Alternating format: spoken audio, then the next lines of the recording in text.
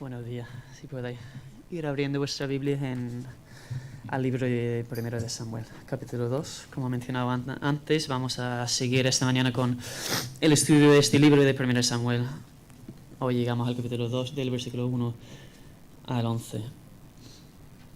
Según el contexto que observamos la última vez, pues parece que esa provisión del Señor al dar a Ana este niño, este hijo Samuel, pues le lleva a dedicar esta oración, ¿no? esta canción. Pero a la vez veremos que un poco más tarde engloba una visión mucho más amplia de solo esa situación en cuanto a quién es Dios y cómo obra en la vida de las personas. Así que primero oramos. Leemos el texto y oramos al Señor. Primero de Samuel, capítulo 2.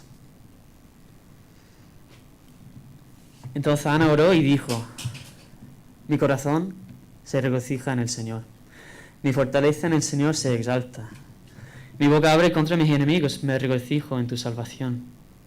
Porque no es santo como el Señor, no hay otro fuera de ti, no hay roca como nuestro Dios. No os jactéis más con tanto orgullo, no salga la arrogancia de vuestra boca, porque el Señor es Dios de conocimiento, y por Él son pesadas las acciones. Quebrados son los arcos de los fuertes, pero los débiles se ciñen de poder. Los que estaban saciados se alquilan por pan, y los que estaban hambrientos se engordan. Aún la estéril da a luz a 7, mas la que tiene muchos hijos languidece. El Señor da muerte y da vida, hace bajar el Seol y hace subir. El Señor empobrece y enriquece, humilla y también exalta. Levanta del polvo al pobre, del muladar levanta al necesitado, para hacerlo sentar con los príncipes y lo hace heredar un sitio de honor. Pues las columnas de la tierra son del Señor, y sobre ellas ha colocado el mundo. Él guarda los pies de sus santos, mas los malvados son acallados en tinieblas, pues no por la fuerza prevalecerá el hombre. Los que contienden con el Señor serán quebrantados, Él tronará desde los cielos contra ellos. El Señor juzgará los confines de la tierra, a su rey dará poder, y exaltará la fortaleza de su ungido. Y el texto termina así: entonces Elcana se fue a Ramá, a su casa, y el niño servía al Señor delante del sacerdote Elí. Oramos. Señor, esta mañana ayúdanos a fijar nuestro ojo en ti. Santifícanos en tu verdad. Tu palabra es la verdad, Señor. Santifícanos en ella. En el nombre de Cristo. Amén. El efecto mariposa. No sé si os suena esta idea. Hay una peli también, no me acuerdo de qué va, así que no es una recomendación pública. Pero la idea de este efecto mariposa es que según la teoría, ¿no?, el aleteo de una mariposa pequeña puede terminar en un tsunami al otro lado del mundo. Es decir, una acción tan pequeña puede llegar a desencadenar una serie de acontecimientos cada vez más grandes al nivel, digamos, cósmico. Y algo un poco parecido pasa aquí en este texto. La situación familiar dentro del hogar de Elcana, las dos mujeres, Penina y Ana, este conflicto familiar, una familia en concreto, un sitio sin mucha importancia, hace un montón de años, los insultos, las burlas de esa mujer Penina, pues lleva a Ana a componer este salmo, se podría llamar esta canción, ¿no?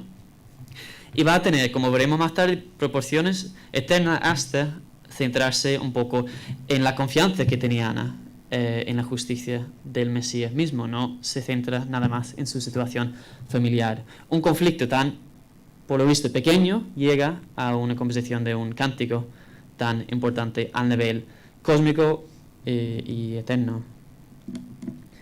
Dice el comentarista japonés David Sumura: si un acontecimiento en la vida ordinaria de una mujer puede convertirse en un paso tan importante dentro del plan eterno de un Dios Salvador, cada día puede ser igual de significativo para el creyente respecto al plan y al propósito de Dios. Y otro comentarista: la historia de Ana empieza dentro del contexto de dolor. El dolor la lleva a la oración. y ahora su historia acaba en celebración. Ese dolor, esa oración que vimos pues hace varias semanas, este contexto, estos acontecimientos, por lo visto tan pequeños, sin importancia, lleva a este cántico, este salmo, ¿no? El texto del cántico se podría dividir en 4 partes, del 1 al 2, la fuente de gozo y confianza. Dios, el gran divisor, el gran igualador y, por último, Dios mismo, la gran solución a todos los problemas de esta mujer, Ana. Volvemos al versículo 1, la fuente de gozo y de confianza. Dice Ana, empieza su oración directamente: mi corazón se regocija en el Señor, mi fortaleza en el Señor se exalta, mi boca abre contra mis enemigos, me regocijo en tu salvación. ¿Por qué? Porque no hay santo como el Señor, no hay otro fuera de ti, no hay roca como nuestro Dios. Qué diferencia, ¿no? Observamos aquí la actitud de esta mujer, parece transformada, una diferencia de día y noche comparando con el capítulo anterior, ¿no? Una mujer que vimos pues angustiada, triste, que no quería comer ni siquiera podía vocalizar su oración, sus pensamientos. Y aquí, un cambio radical. Una mujer, según otras versiones, ensanchando la boca en presencia de sus enemigos, diciendo: intentad callarme, yo me voy a regocijar en la salvación de mi Dios, de Yahvé, del Dios del pacto, del Dios que nos escucha, el Dios que me ha escuchado a mí. Esta mujer, Ana, ha experimentado que Dios es un Dios quien contesta la oración. No sé cuándo fue la última vez que experimentaste una oración contestada. O por otro lado, ¿cuándo fue la última vez que nos acercamos al Señor con tanto gozo? Mi corazón se regocija en el Señor, me regocijo en tu salvación. El gozo de su experiencia tiene su fuente en su teología, es decir, su entendimiento de quién es Dios, como dice el versículo 2, porque no hay santo como el Señor. No hay otro fuera de ti, no hay roca como nuestro Dios. Ahí viene su gozo. Es un Dios único. Yahvé es un Dios santo. Es un Dios salvador, es incomparable, no tiene rivales. Está en una, permitidme la expresión, superliga. Él solo, nadie puede ascender ni bajar de esa liga, ya todos entendemos cómo funciona la superliga. Comparado con los otros dioses de minúscula, tanto de aquella época como de ahora, Yahvé es el único que interviene en la historia, en la vida de esta mujer Ana, en nuestra vida. A diferencia de todos los dioses de aquella época, de aquel sitio, del antiguo Próximo Oriente, tanto los egipcios, asirios, la cultura que sea, babilonio, eteo, estaba la gente en la oscuridad en cuanto a qué querrían sus dioses o qué podrían necesitar, ¿no? Si algo no me está saliendo bien es porque el dios de X está enfadado conmigo, la lluvia, la familia, el dinero, lo que sea. Ahora, ¿qué hago para hacer la paz? Para apaciguar ese Dios. ¿Qué voy a hacer? Pues intento tal sacrificio, si no, pues otro voto, lo que sea, adivinando, especulando, hasta que se arreglase la situación. Si no te encuentras esta mañana en Cristo, tus esfuerzos para arreglar tu propia vida o encontrar sentido en ella estarán igualmente en la oscuridad. ¿Dónde pones tu confianza en momentos difíciles?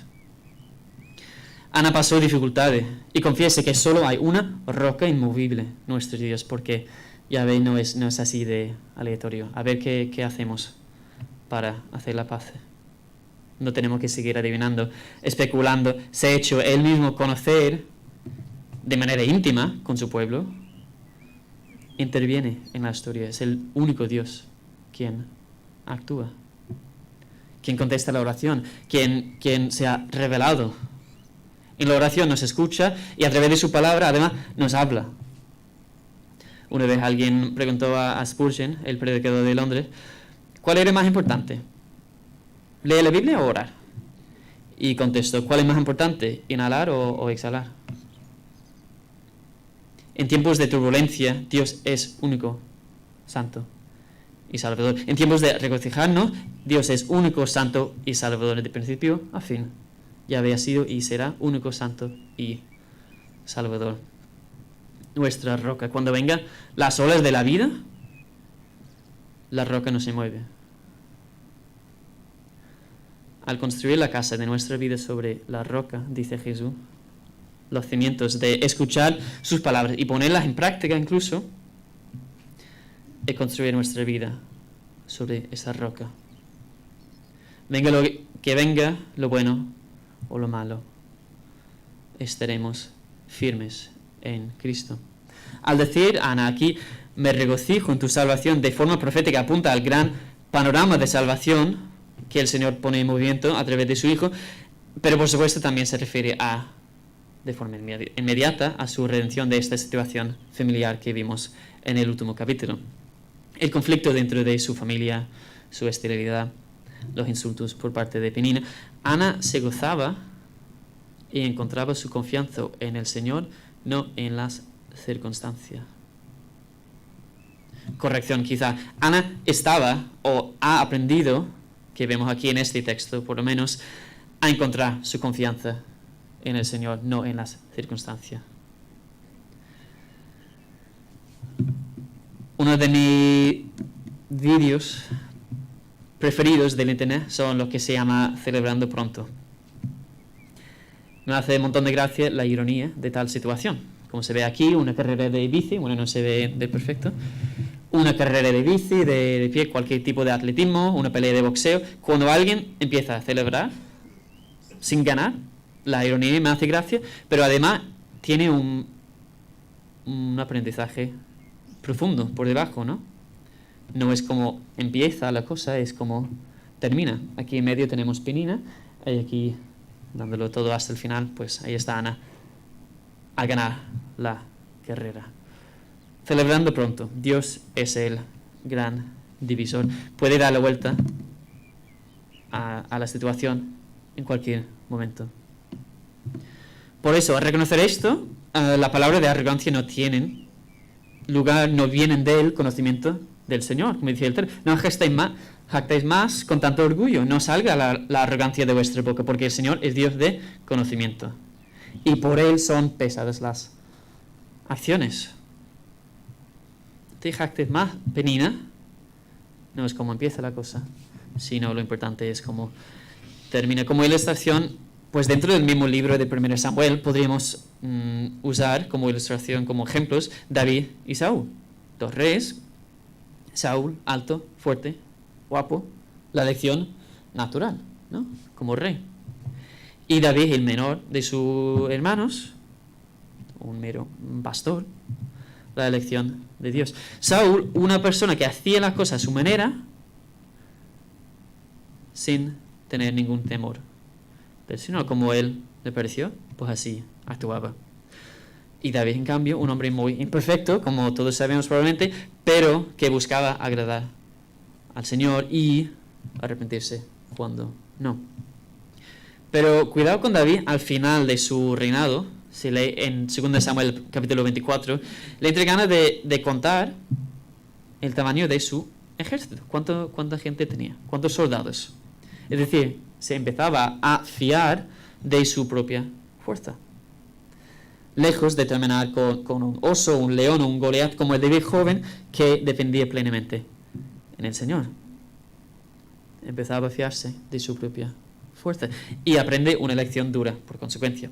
Igual que el Señor exalta al humilde, humilla al arrogante. Y yo, en mi caso, tengo que confesar que en momentos de quizás preocupación económica, paso probablemente más tiempo haciendo la matemática con el presupuesto familiar que orando y fiando y confiando en el Señor, dando gracias por todo lo que he proveído a lo largo de los años y pidiendo que siga proveyendo pues nuestras necesidades, nuestro pan diario. Paso más tiempo pensando cómo lo puedo solucionarlo. Yo no sé si os pasa algo parecido. O confiar en nuestra experiencia, nuestros títulos, nuestros contactos a la hora de encontrar un trabajo, y no en el Dios que provee todo lo bueno para sus hijos, o mi propia pues fuerza, energía para mantener mi salud bien, cuando todos sabemos y todos probablemente hayamos experimentado que no podemos controlar al 100% nuestra salud. Lo que se creen así en control, lo que se creen algo, según dice el Nuevo Testamento, no son nada. Pero los que se ven a través del ojo de Dios encontrarán fuerzas. Dice el versículo 4, quebrados son los arcos de los fuertes, pero los débiles se ciñen de poder. En ese sentido, los satisfechos pasarán hambre, los hambrientos serán saciados, los estériles tendrán 7 hijos, las con muchos hijos se desvanecerán. Da la vuelta a la situación, el gran divisor. ¿Por qué fiarnos de nuestra situación cuando mañana puede cambiar todo? Si nos encontramos en una situación que alguien nos esté dando algún tipo de envidia, como hemos cantado, fijemos nuestros ojos en Cristo. Tienes un buen Padre quien te cuida y obra lo mejor para ti. O por el otro lado, si nosotros somos lo que estamos viendo los demás, con la cabeza levantada, presumidos, preguntándonos, hay que ver la gente, ¿por qué no son más como, por ejemplo, yo? Quizás en otras palabras. Igualmente, fijemos nuestros ojos en Cristo. Tienes un Salvador que tuvo que morir por ti. No eres tan bueno. Yahvé es el gran divisor y el gran igualador. Todo esto viene de derecho de un Dios soberano. Dice el versículo 6, el Señor da muerte y da vida. Hace bajar al Seol y hace subir.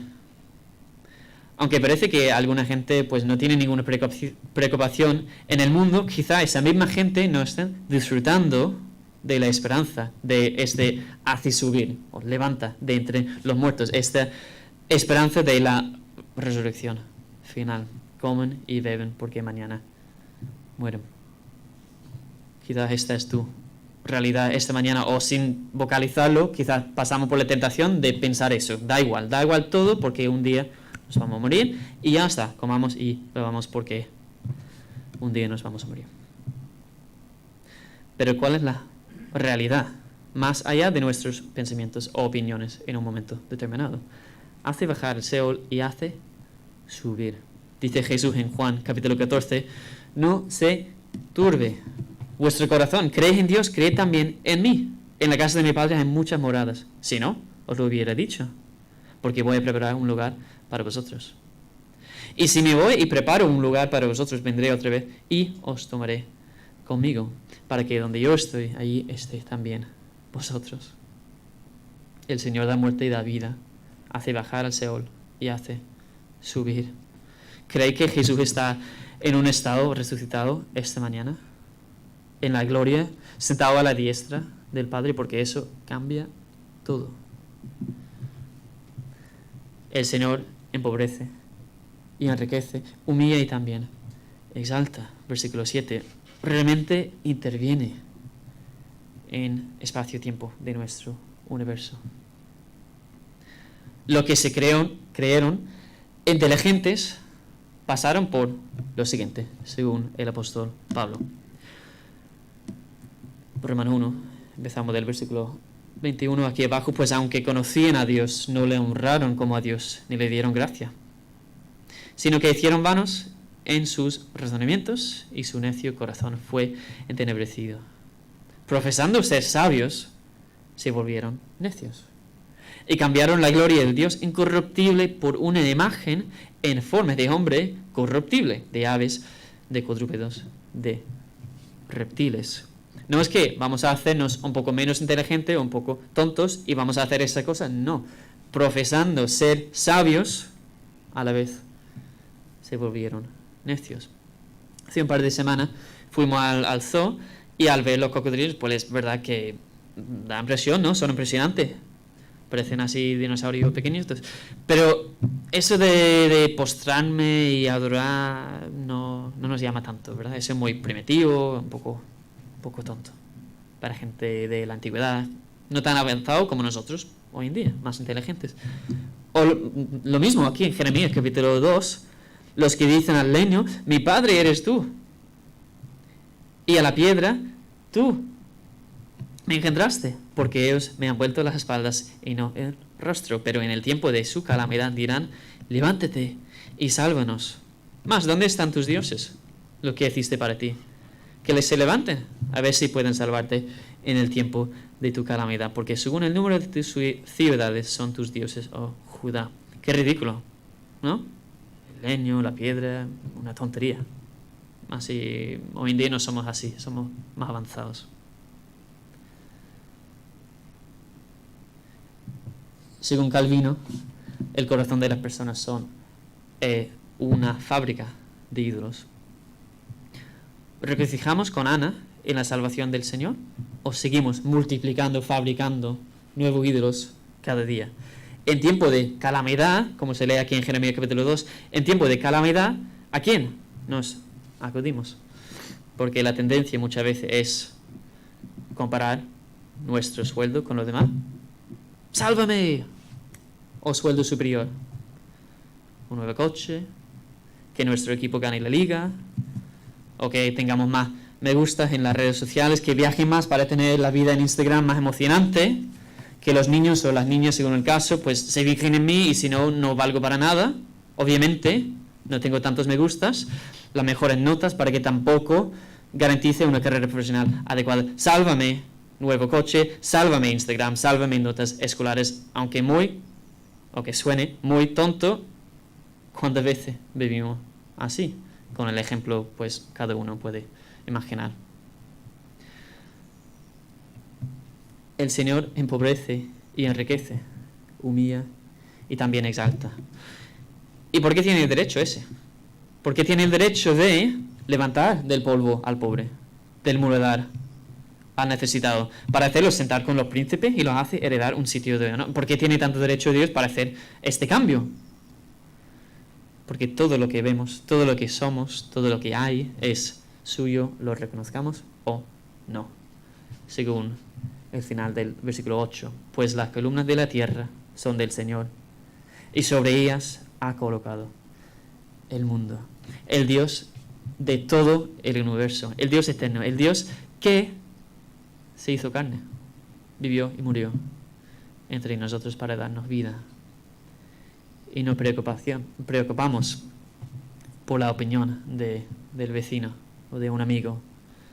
O nos asusta la idea de romper con esa relación dañina. O no somos capaces, de luchar contra el pecado porque nos damos por vencidos cuando Él ya, ese Dios soberano, Dios eterno del universo, nos ha dado todo lo que necesitamos para luchar contra el pecado.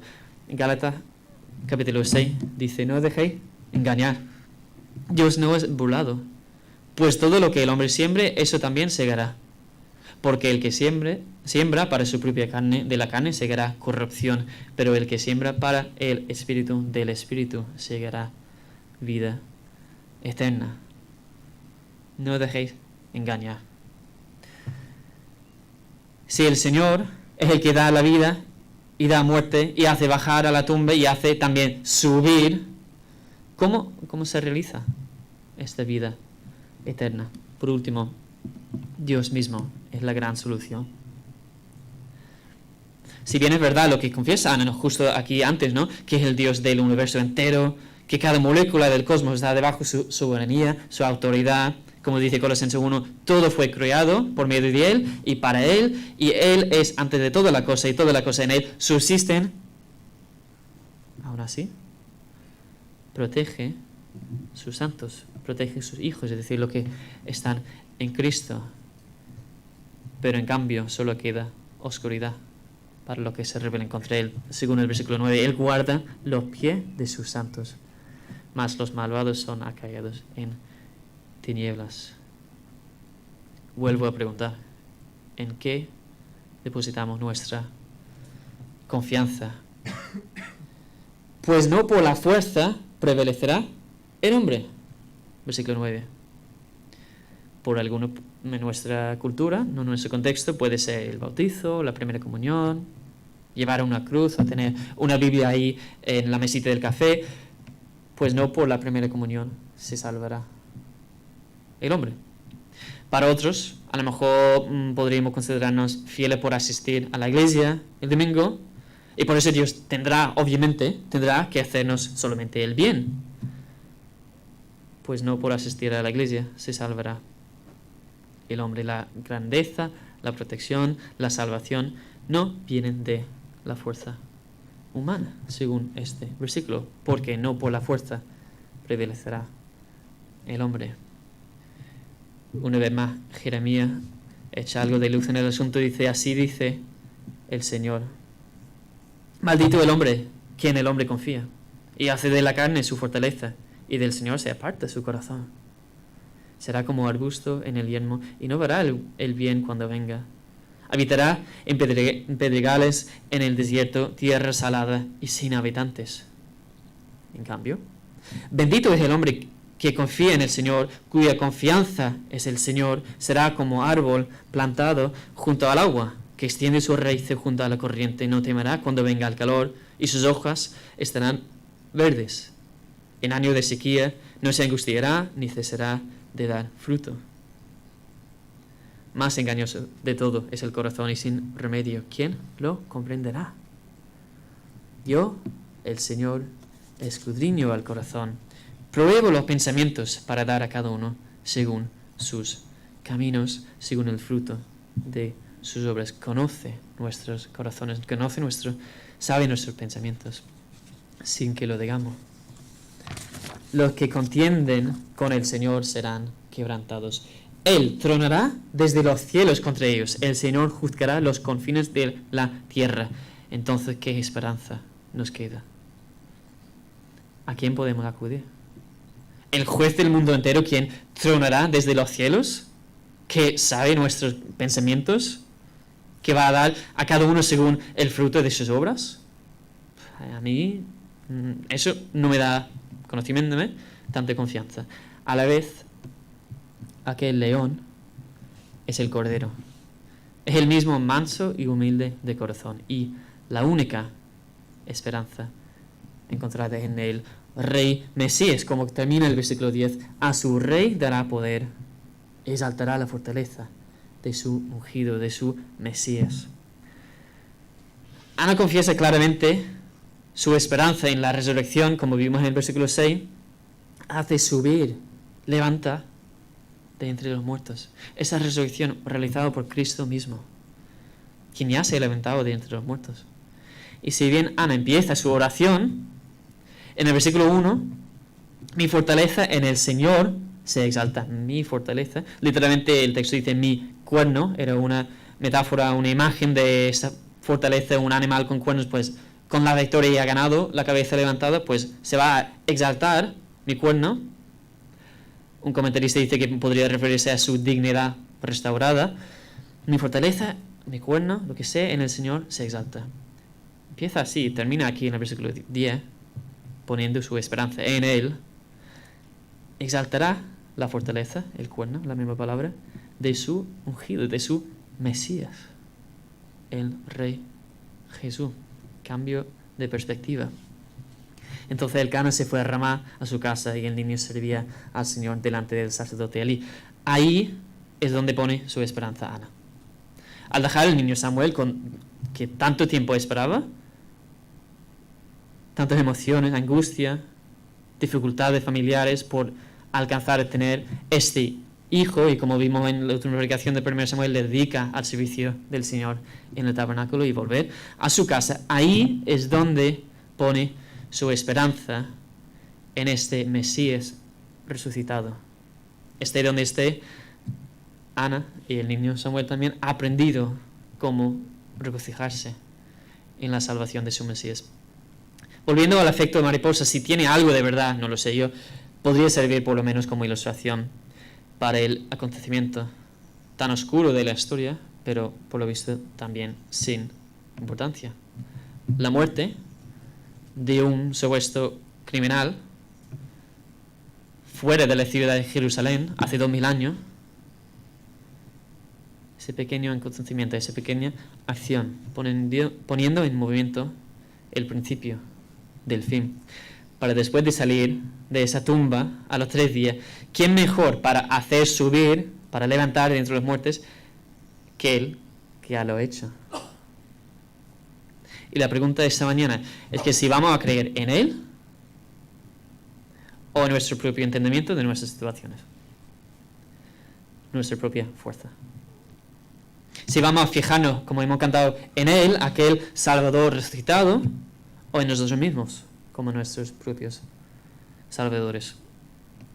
Jeremías capítulo 9 dice: así dice el Señor, no se gloríe el sabio de su sabiduría, ni se gloríe el poderoso de su poder, ni el rico se gloríe de su riqueza, ni los influencers de su influencia, ni los con la carrera X con su carrera, ni la casa, ni lo que sea, más el que se gloríe, gloríese de esto, de que me entiende y me conoce, pues yo soy el Señor que hago misericordia, derecho y justicia en la tierra, porque en esta cosa me complazco, declara el Señor. Oramos. Señor, sigue exaltando en nuestras vidas la victoria de Jesús, este Mesías resucitado, Señor. Y ayúdanos a seguir regocijándonos en tu salvación, como Ana, en este pasaje. En el nombre de Cristo oramos. Amén.